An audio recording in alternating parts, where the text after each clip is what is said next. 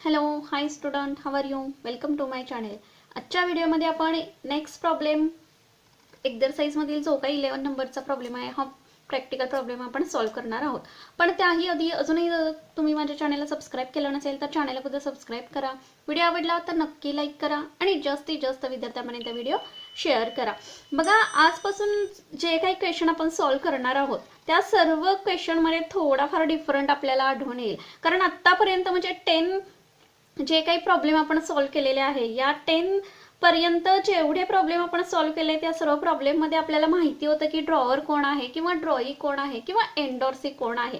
मग ड्रॉवरच्या बुकमध्ये आपण कधी जर्नल एंट्रीज प्रिपेअर केलेल्या आहेत, ड्रॉईच्या बुकमध्ये केलेल्या आहेत किंवा एंडोर्सीच्या बुकमध्ये आपण जर्नल एंट्रीज प्रिपेअर करत होतो. मात्र आजपासून जे काही क्वेश्चन आपण पाहणार आहोत या क्वेश्चनमध्ये तुम्हाला ज्या बुक्समध्ये जर्नल एंट्रीज प्रिपेअर करण्यासाठी सांगितलेल्या आहेत ती व्यक्ती एखाद्या वेळेस ड्रॉवरही असू शकते किंवा ड्रॉई असू शकते किंवा एंडोर्सी असू शकते. त्यामुळे क्वेश्चनमध्ये जी काही इन्फॉर्मेशन गिव्हन केलेली आहे ही इन्फॉर्मेशन पूर्णपणे समजून घेऊन त्यामधील दिलेली जी काही पर्सन आहे ती पर्सन कोण आहे, ड्रॉवर आहे किंवा ड्रॉई आहे किंवा एखाद्या वेळेस एंडोर्सी असणार आहे हे पूर्णपणे विचार करून लक्षात घेऊन आपल्याला जर्नल एंट्रीज काय करायच्या आहेत, प्रिपेअर करून घ्यायच्या आहेत. आता सुरुवातीला journalise the following transaction in the books of अभिषेक.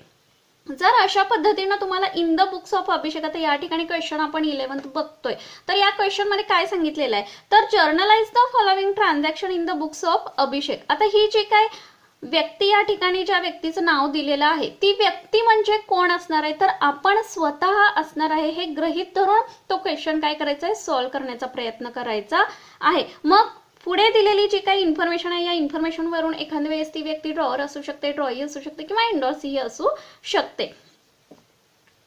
पहिली जी काही ट्रान्झॅक्शन त्यांनी सांगितलेली आहे ती आपण बघू आणि त्यानुसार जर्नल एंट्रीज आपण प्रिपेअर करणार आहोत. बघा, सिद्धांत informs Abhishek that Vineet acceptance for ₹23,000 endorsed to सिद्धांत has been dishonored.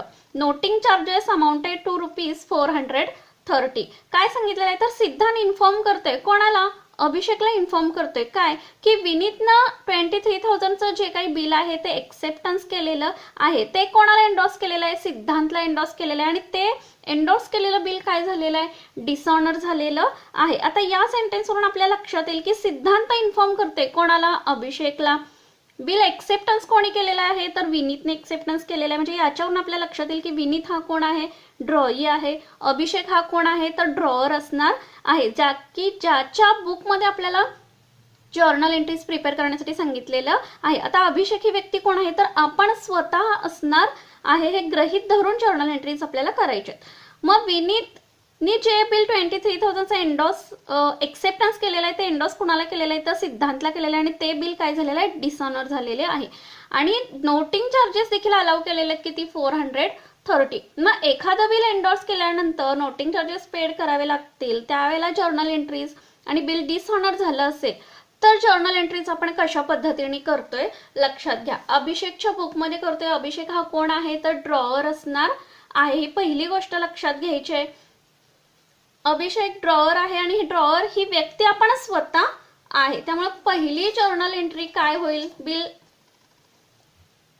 एंडोर्स केलेलं आहे, डिसऑनर झालेलं आहे आणि नोटिंग चार्जेस पेड करावे लागलेले आहेत. बघा, पहिली जर्नल एंट्री विनीत की जी कोण आहे, ड्रॉई आहे. विनीत अकाउंट डेबिट टू सिद्धांत अकाउंट.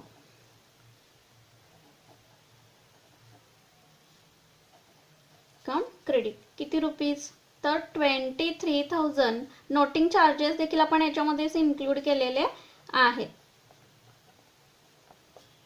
नॅरेशन येणार आहे आपलं कशा पद्धतीने बघा. बीइंग एंडोर्स्ड बिल डिसऑनर्ड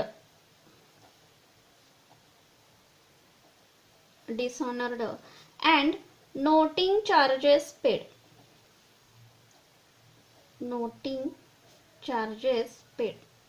बघा, फर्स्ट ए मधील फर्स्ट एंट्री आपली कंप्लीट झालेली आहे. सेकंड म्हणजे बी मध्ये काय इन्फॉर्मेशन गिव्हन केलेले लक्षात घ्या. Kajal renews her acceptance to Abhishek for ₹39,000 by paying 3000 in cash, इथपर्यंतचा पार्ट बघू. काजलने काय केलेलं आहे, एक्सेप्टन्स जे काही बिल केलेलं आहे ते रिन्यूअल करण्यासाठी सांगितलेलं आहे. कोणाला, तर अभिषेकला. म्हणजे यावरून आपल्याला लक्षात येईल की हे काजल कोण आहे, तर ड्रॉई असणार आहे. बिल तिन्ही रिन्युअल करायला सांगितले. कोणाला, अभिषेकला. म्हणजे अभिषेक म्हणजे आपण स्वतः कोण असणार आहे, तर ड्रॉवर असणार आहे. किती रुपीजचं, तर 39,000चं. But by paying 3000 in cash, पण या 39,000 मधील 3000 लगेच इन कॅश काय केलेले आहेत, पे केलेले आहेत. And accepting a fresh bill for the balancing along with interest. Along with interest म्हणजे त्याच्यामध्ये इन्क्लूड कशामध्ये, तर 39,000 मधून 3000 इन कॅश पेड केलेले आहेत. राहिले किती, तर 36,000 आपले. 39,000 मायनस 3,000 इन कॅश पेड केलेले आहेत. म्हणजे 39,000 मायनस 3,000 किती राहिले बघा, तर 36,000. या 36,000 वरती काय करायचंय, इंटरेस्ट त्यांनी 3 मंथचा काय केलेला आहे, अलाउ केलेला आहे. किती, 11.5%चा. आणि त्याच्यामध्ये तो इन्क्लूड करून न्यू बिल काय केलेलं आहे, ड्रॉ केलेलं आहे. आता आतापर्यंत जेवढे क्वेश्चन आपण सॉल्व्ह केलेले आहेत त्याच्यावरून तुमच्या लगेच लक्षात येईल की ज्याला बिल रिन्युअल केलं असेल, रिन्यूज केलं असेल, तर त्याच्यामध्ये 3 ते 4 एंट्रीज आपल्या कंपल्सरी होत असतात. मग त्याच्यामध्ये फर्स्ट एंट्री आपली काय होईल, तर ओल्ड बिल कॅन्सल झालेल्याची पहिली एंट्री आपल्याला करून घ्यावी लागणार आहे. सेकंड, इंटरेस्ट चार्ज केलेल्याची. अँड थर्ड, पार्टली पेमेंट जर पेड केलं असेल काही, आता या ठिकाणी सांगितलेलं आहे किती, तर 3000, तर त्याची जर्नल एंट्री आपल्याला करून घ्यावी लागणार आहे. आता रिन्युअल या कन्सेप्टमध्ये फर्स्ट एंट्री आपली काय होईल, तर पहिलं बिल जे काही आहे ते कॅन्सल झालेलं आहे. बिल कॅन्सल झालं याचा अर्थ काय, तर ड्रॉईज अकाउंट की जी कोण आहे या ठिकाणी, Kajal's account debit to bills receivable.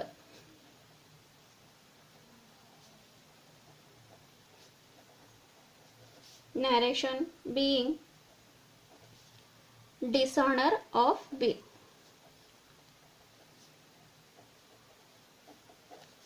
$39,000.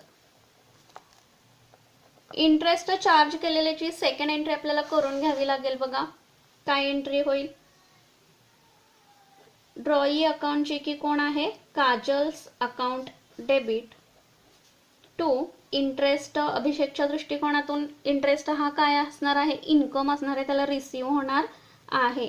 Interest account credit किती सांगितलेलं आहे बघा, इंटरेस्ट जर चार्ज केला तर किती येणार आहे, तर 1050. नॅरेशन आपलं येईल, बीइंग इंटरेस्ट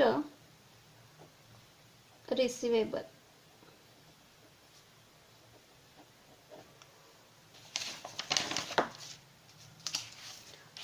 इंटरेस्ट जर बघायचा झाला तर वर्किंग नोट या ठिकाणी मी काढलेली आहे. बघा कॅल्क्युलेशन ऑफ इंटरेस्ट कशा पद्धतीने आपण कॅल्क्युलेट करतोय, तर amount of bill into rate divided by 100 into unexpired period जेवढा टर्म त्यांनी बिलाचा सांगितलेला आहे डिवायडेड बाय मंथ्स. जर मंथ्समध्ये दिलं असेल तर मंथ्सनी आपण डिवाइड करतोय, जर डेज दिले असतील तर डेजनी डिवायडेशन आपण करतोय. 36,000चं बिल रिमेनिंग बॅलन्स वरती आपण काढणार आहोत, ही गोष्ट लक्षात घ्यायची. 36,000 कशा आले, तर 39,000 मायनस 3,000 पार्टली पेमेंट काय केलेलं आहे, पेड केलेलं आहे, इंटू 11.5% त्यांनी सांगितलं. रेट किती सांगितलेलं आहे, तर 11.5 divided by 100 into 3 divided by 12, 3 मंथचा टर्म सांगितलेला आहे. कॅल्क्युलेशन करून किती आन्सर आले आपले, तर 1035 एवढा आन्सर आपला आलेला आहे. इंटरेस्ट चार्ज केलेल्याची एंट्री झाल्यानंतर काय येणार आहे एंट्री लक्षात घ्या, तर पार्टली पेमेंट काय केलेलं आहे, पे केलेला आहे आणि नंतर नव्याने बिल ड्रॉ केलेला असणार आहे. आता या ठिकाणी आपण कंबाईन एंट्री केली तरी काही हरकत असणार नाही. बघा कशा पद्धतीने करतोय, प्रथम आपण पार्टली पेमेंट काय केलेलं आहे, रिसीव झालेला आहे अभिषेकला किती, तर 3,000. त्यामुळे कॅश और bank account debit, cash account किती, तर 3,000 पार्टली पेमेंट रिसीव होणार आहे. आणि त्यानंतर राहिलेल्या बॅलन्स वरती काय केलेलं आहे, रिमेनिंग बॅलन्स वरती तर बिल ड्रॉ केलेलं आहे. त्यामुळं परत बिल ड्रॉ केलंय म्हणजे अभिषेकच्या दृष्टीने बिल्स रिसिवेबल हे डेबिट पडणार आहे, रिसीव होणार आहे. त्यामुळे आपण कंबाईन जर्नल एंट्री करून घेऊया. बिल्स रिसिवेबल अकाउंट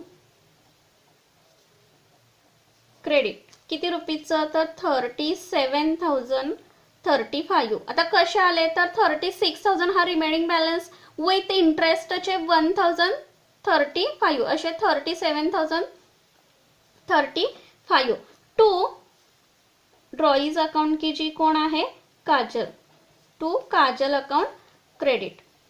अमाऊंट बघा कशा पद्धतीने आपण लिहितोय. टोटल 3000 प्लस 37,000 35 40,000 35 अशी अमाऊंट आपली येईल. नॅरेशन बघा कशा पद्धतीने येणार आहे आपलं. बीइंग कॅश कंबाईन आपण करतोय त्यामुळे नॅरेशन देखील आपलं कंबाईन येणार आहे. Being cash and new bill of 3 months received on account of renewal.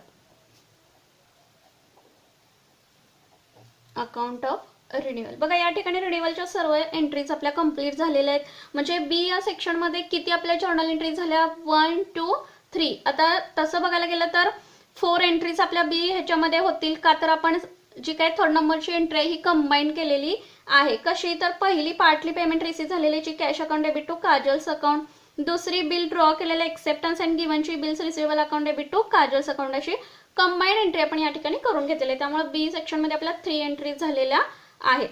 Next काय सांगितलेलं आहे बघा क्वेश्चन मध्ये, तर सी मध्ये काय सांगितलेलं आहे तर Radhika retired her acceptance to Abhishek for 23,000 by paying ₹22,250 by check.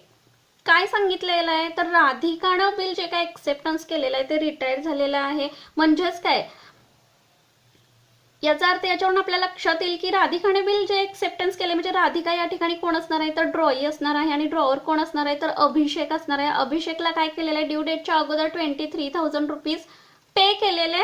म्हणजे जे बिल होतं 23,000चं त्यातील पे किती केलेले आहेत तर 22,250 बाय चेक. म्हणजे 23,000 मायनस 22,250 केल्यानंतर जो काय बॅलन्स राहणार आहे हा काय असणार आहे तर रिबेट असणार आहे. म्हणजेच काय असणार आहे तर डिस्काउंट अभिषेकनी राधिकाला दिलेला असणार आहे. का तर ड्यू डेटच्या अगोदर बिलाची रक्कम दिली गेलेली आहे. त्यामुळं म्हणजे आपल्याला माहिती आहे रिटायरमेंट ऑफ बिल काय कन्सेप्ट आहे. ड्यू डेटच्या अगोदर जर बिलाची रक्कम पे केली असेल तर ड्रॉवरनी ड्रॉईला काय केलेलं असतं तर डिस्काउंट दिलेला असतो. जर्नल एंट्री जर करायचं झालं तर कशा पद्धतीने जर्नल एंट्री आपली होईल. काय जर्नल एंट्री येईल बघा सी मध्ये आपली तर बँक अकाउंट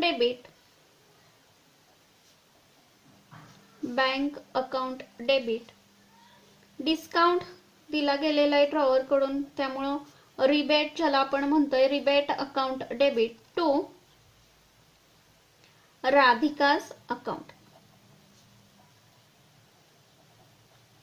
पैसे कोणाकडून आलेले आहेत तर राधिकाकडून आलेले आहेत. अमाऊंट बघा कशा पद्धतीने आपली येणार आहे. बँक अकाउंटला 22,250 म्हणजे डिस्काउंट कितीचा पडला आपल्याला बघा तर 750चा डिस्काउंट पडलेला आहे कारण 23,000 चं बिल होतं. नॅरेशन आपलं कशा पद्धतीने येईल बघा. बीइंग रिटायरमेंट ऑफ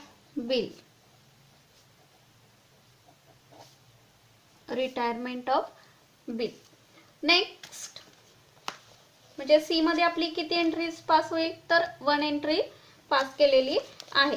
त्यानंतर डी मध्ये काय इन्फॉर्मेशन गिव्हन केलेलं आहे लक्षात घ्या. तर Abhishek sent a bill of Subodh for ₹9,000 to bank for collection. आता सुबोधचं बिल होतं म्हणजे अभिषेकनं कधी सुबोधवरती बिल ड्रॉ केलेलं आहे हे देखील इन्फॉर्मेशन दिलेली नाहीये. पण 9,000 सुबोध देणं असणार आहे अभिषेकला. त्यामुळे अभिषेक सेंड अ बिल ऑफ सुबोधचं जे काही बिल होतं 9,000चं ते टू बँक फॉर कलेक्शन. बँकेमध्ये काय केलेलं आहे अभिषेकनी कलेक्ट केलेलं आहे. Bank informed that the bill has been dishonoured by Subodh. बँकेला इन्फॉर्म केल्यानंतर सुबोधकडून ते बिल काय झालेलं आहे डिसऑनर झालेलं आहे. पण अभिषेकनं ते बिल बँकेत जमा केलेलं आहे हे फर्स्ट एंट्री आपल्याला करून घ्यावी लागणार आहे. त्यामुळे पहिली जर्नल एंट्री आपली डी मध्ये काय करून घ्यावी लागेल आपल्याला लक्षात घ्या. तर bill Saint bill sent to bank for collection. Bank for collection. Account debit to bills receivable. बँकेमध्ये बिल काय केलेलं आहे तर जमा केलेलं आहे. कोणी तर अभिषेकने त्याच्याकडून बिल काय केलेलं आहे दिलं गेलेलं असणार आहे किंवा कलेक्ट केले गेलेलं असणार आहे. नॅरेशन आपलं येणार आहे being Subodh bill send to bank for collection.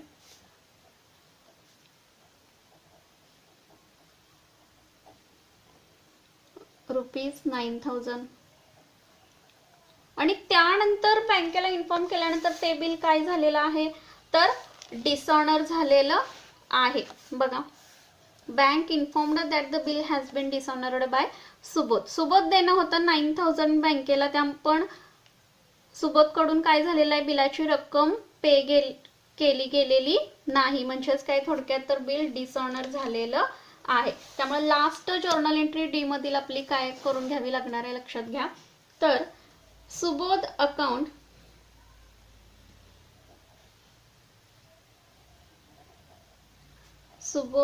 Account debit to bill send to bank for collection. Bank for collection account credit 9,000. Narration आपलं येणार आहे बघा being bill send to bank for collection dishonoured. Total करायचं झालं तर debit साईडची total किती येईल लक्षात घ्या तर 1,44,500. त्यानंतर क्रेडिट साईडची देखील तेवढीच टोटल येणार आहे 1,44,500. आय होप की सर्व क्वेश्चन तुमच्या लक्षात आलेला असावा. व्हिडिओ आवडला तर नक्की लाईक करा आणि जास्तीत जास्त विद्यार्थ्यांपर्यंत व्हिडिओ शेअर करा. थँक्यू. Take care.